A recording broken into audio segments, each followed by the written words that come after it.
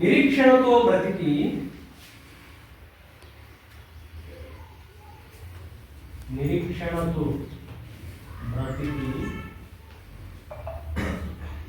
వెయ్యేండ్ల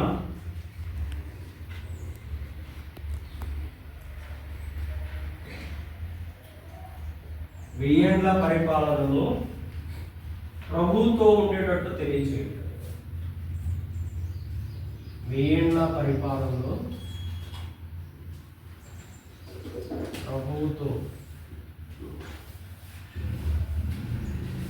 ముందున్నట్టు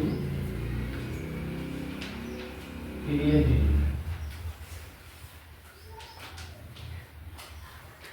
ఓకే, ప్రవక్తల యొక్క అల్టిమేట్ గోల్ ఏంటి?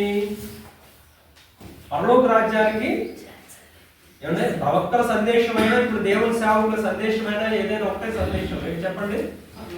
వారు ప్రజలను ఉత్తేజపరిచి ప్రభు తట్టు తిరిగేటట్టుగా చేసి అందరూ కూడా వెయ్యేళ్ల పాలనలో ప్రభుతో ఉండాలి. మన యొక్క నిరీక్షణ ఏంటి చెప్పండి?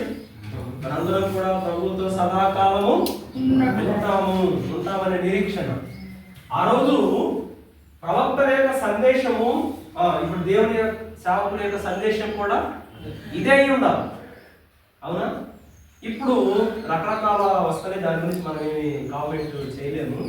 కానీ ఒక దేవుని సేవకుడుగా మనం చెప్పవలసినటువంటి సందేశం ఏమిటంటే వారి పాపాన్ని తెలియచేయాలి, వారి యొక్క తిరుగుబాటు స్వభావాన్ని తెలియచేయాలి. అంటే ఇది రక్షించబడకముందు అనుకుంటే ఇది రక్షించబడిన తర్వాత విశ్వాసంలో కొంతమంది చేయకున్నటువంటి కార్యాలు చేస్తూ ఉంటారు. వారి పాపాన్ని చెప్పాలి, వారి తిరుగుబాటుని చెప్పాలి, తర్వాత దేవుని యొక్క క్రమశిక్షణ చర్యలు కూడా చెప్పాలి. మీరు ఇలా చేస్తే ఇలాంటి దేవుడి శిక్షను విధిస్తాడు అని చెప్పాలి. తర్వాత మీరు దేవుడి వైపు తిరిగితే దేవుడు మిమ్మల్ని క్షమిస్తాడు, ఆదరిస్తాడు. మరలా ఆయన దేవుడి తట్టు తిరగండి మీరు అని తెలియజేయండి. తర్వాత ప్రజలను ఉత్తేజపరచాలి. కొన్నిసార్లు విశ్వాసం బలహీనలు అయిపోతారు, వారిని ఏం చేయాలి? ఉత్తేజపరచాలి. తర్వాత నిరీక్షణతో బ్రతికి వెయ్యేళ్ల పాలన ప్రభుత్వం ఉన్నట్లుగా మనకంటూ ఒక నిరీక్షణ ఉంది. మన శ్రమంలో, మన కష్టాల్లో, ఇరుకుల్లో, ఇబ్బందుల్లో ప్రభు ఉన్నాడు. ఇప్పటి కాల శ్రమలు ఎనదగినవి కావు.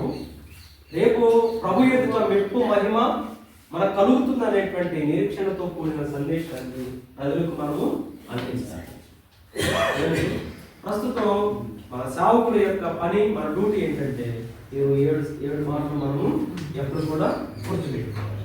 కానీ ఇప్పుడు అంతా కూడా చెప్పండి మనీ మీద ఆధారపడి ఉంది కదా.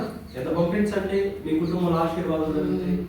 పిల్లల పక్షాన కానుకలు పంపించండి, దేవుడు దీవిస్తాడు. అవునా? కుటుంబం ఆశీర్వాద కానుక, పిల్లల ఆశీర్వాద కానుక, ఎన్నెన్నో చెప్తా ఉన్నారు. కాదు అసలు చెప్పవలసింది మనం తెలియజేయవలసినటువంటి సందేశము ఇది. దానిని మనం అవలంబిస్తూ మన సంఘాలను కూర్చుంటూ విశ్వాస జీవితంలో మన ముందుకి కొనసాగాలి. దేవుడి మాట దీవించుగాక.